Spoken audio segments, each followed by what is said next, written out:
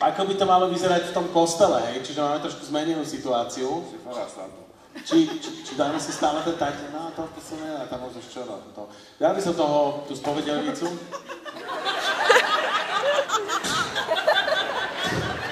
To je tak neuveriteľné. Obraz pana ministranta.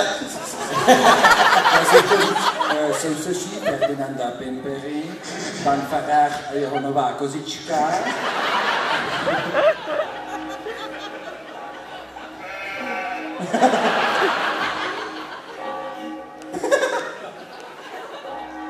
Super oddíl, pane faráři.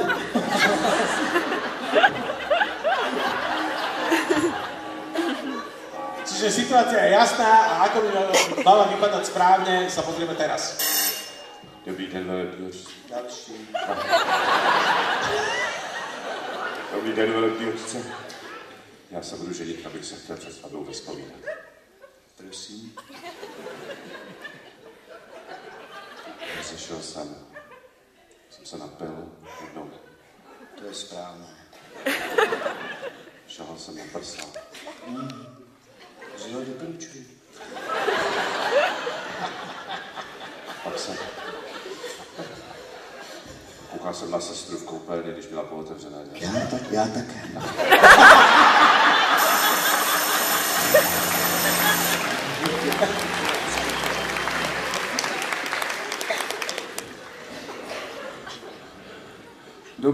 Jako musím říct, že si i o kamarádech spoustu věcí dozvím.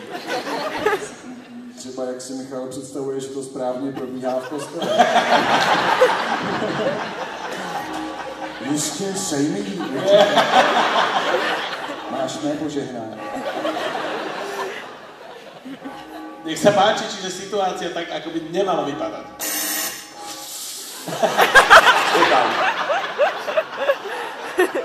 Je tam někdo? Haló, vole, je tam někdo? Pol chrápe, vole. Pane šefe, jestli tam jste, jo.